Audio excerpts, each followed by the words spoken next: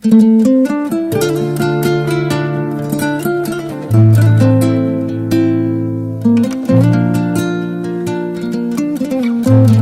алайкум подписчикои азизи мо, дӯстони азиз, ҳамватанони гиромӣ. ин рӯзи зимистон барои ҳамаи мо хуш бошад. имрӯза блоги мо аз мағозаи русӣ дар шаҳри пархим оғоз меёбад. дар мағозаи русӣ он маҳсулотое гузошта шудааст ки мо бештар дар тоҷикистон харидорӣ мекардем ва инак мо ба мағозаи русӣ меравем.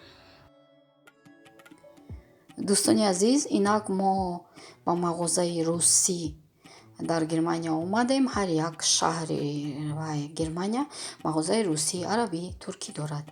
инак мағозаи русӣ ки бисёртар русзабонҳо инҷо ташриф меоранд, олмониҳо ҳам бисёр меоянд. мо омадем ва нархи евроро бо рублу сомонӣ дар рӯи экран нишон додам, то шумо маълумоте пайдо кунед ки як евро чанд сомонӣ ва чанд рубл мебошад.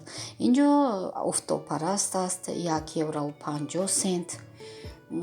дар мағозаи русӣ бештар он молу маҳсулотҳое ба фурӯш бароварда мешавад ки рӯззабонҳо бисёр хоҳиш мекунанд. ин қандҳои расийскӣ мебошад ки рӯи дастархони моро ором медиҳанд. бештар дар тоҷикистонам ҳамин хел. ин қандҳое ки дар боло мебинед 5 евро килограммаш.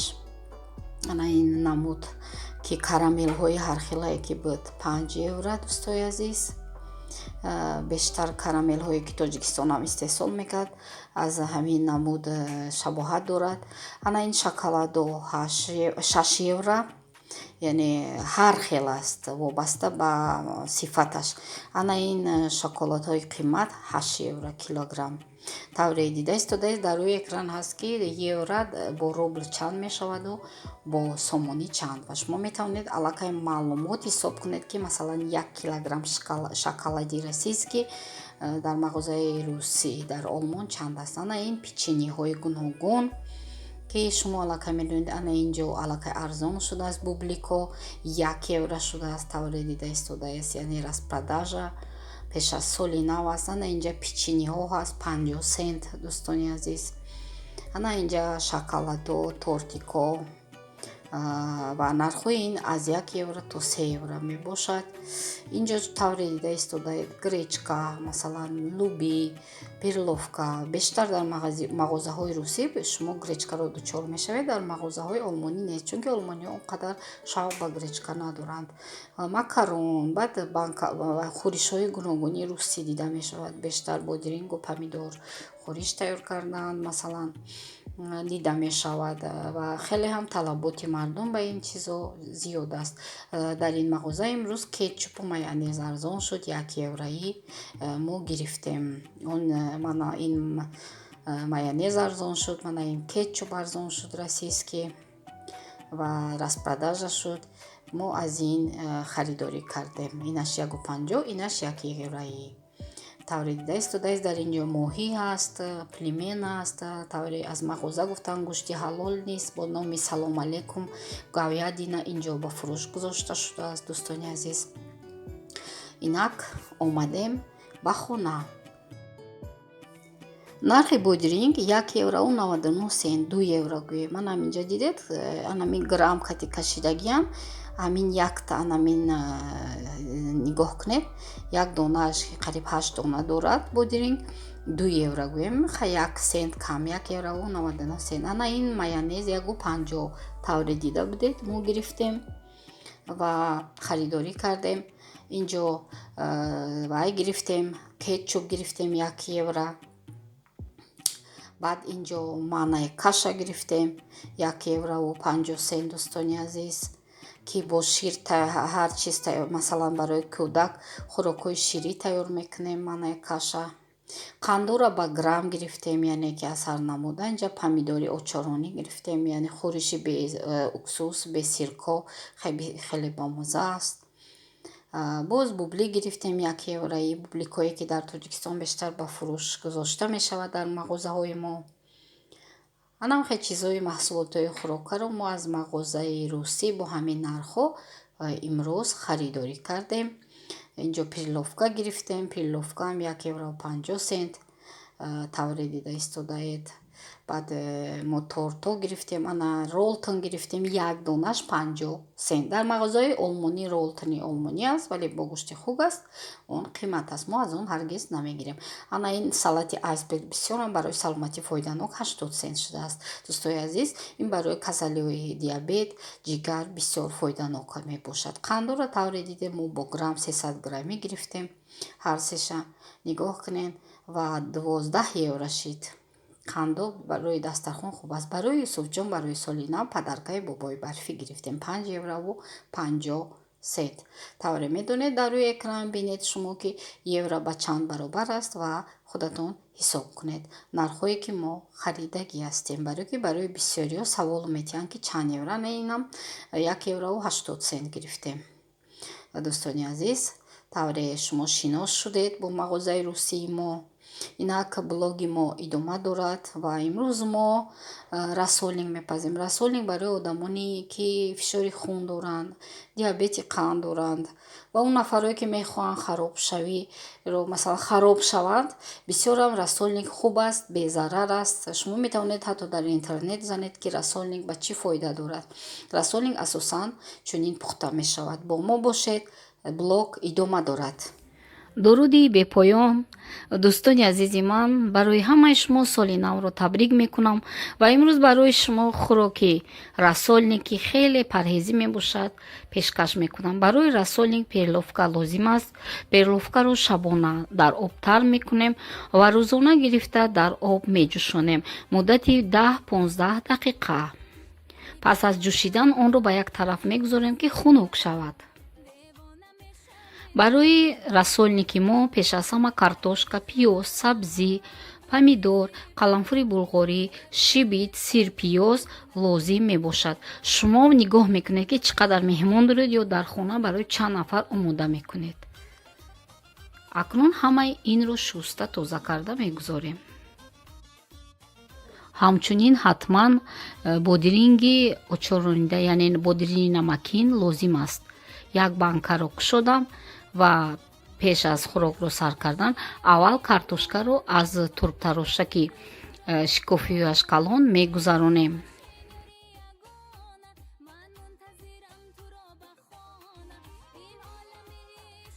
акнун бодиринги намакинро аз тиёрка, яъне турбтарошаки калон мегузаронем.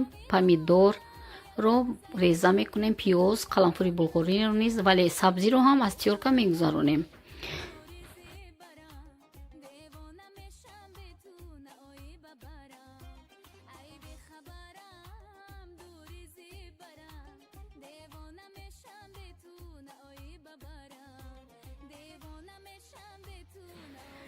дегро монда каме равған мерезем, то равғани мо гарм шавад.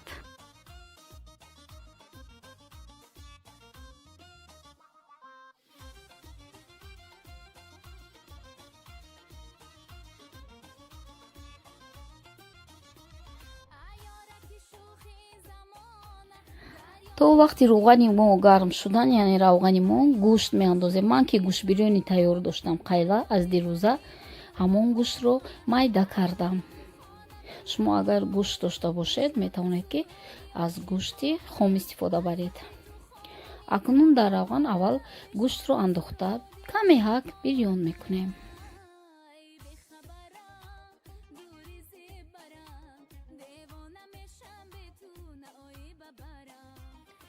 сипас помидори реза кардаамон ё томат дошта бошед меандозед, аммо помидор бошад хубтар аст.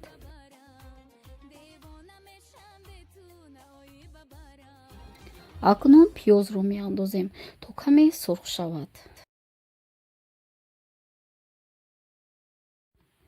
акнун навбати қаламфури булғорӣ ки майда карда будем ба он илова мекунем ва ҳамчунин бодиринги намакинро низ ки аз турбтарошак гузаронида будем ба ин маҳсулот илова карда мекобем то каме зирбонида шавад.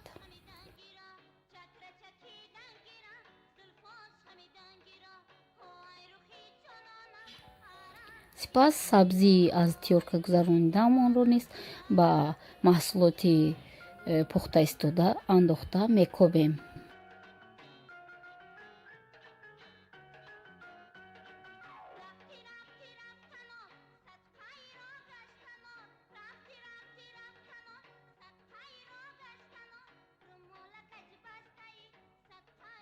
акнун албатти картошкае ки аввал аз турбтарошаки калон гузаронида будем мебошад. Картошкаро низ илова карда дегро мекобем.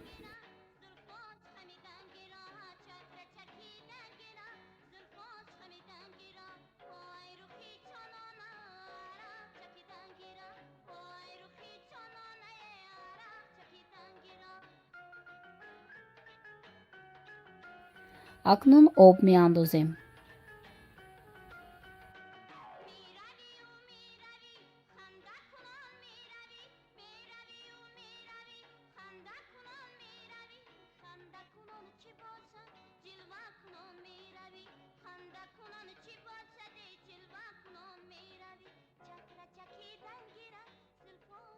сипас барги лавро меандозем. чун ҳаравақта шумо метавонед ки аз кабудии хушк, аз мурч, зира истифода баред, вале аввали хӯрок пухтан мо ҳаргиз намак намеандозем то охир, чунки аз оби бодиринги намакин шояд шур шавад. Ба ин хотир аввал намак намеандозем, танҳо мурч, зира, барги лавр.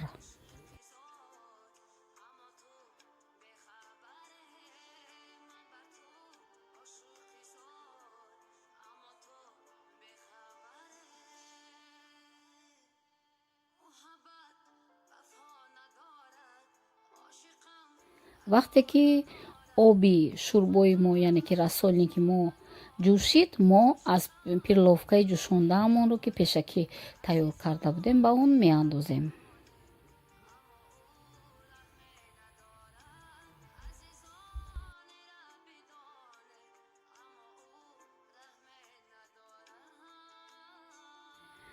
хӯроки мо ҷӯшидан мегирад. Дар як тараф боз 3 дона бодиринги намакинро аз турбтарош мегузаронем. Каме кабудӣ яъне укроп ё ки гашнӣ, чизе ки шумо дошта бошед, ё кабудӣ хушкам мешавад ва сирпиёзро низ майда карда мемонем. Каме кабудӣ ки андохтем боз меҷӯшад дар алови паст. акнун он бодиринги намакинамонро яъне охири хӯрок пухтан аст меандозем.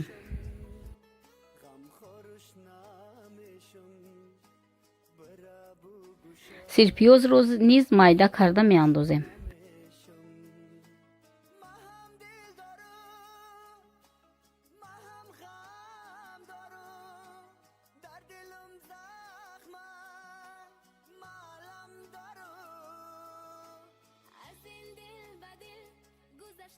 акнун аз оби бодиринги намакинамон каме меандозем, хоҳ 1 стакан, хоҳ ним стакан ва хӯрокро паст мемонем ягон 5 дақиқа.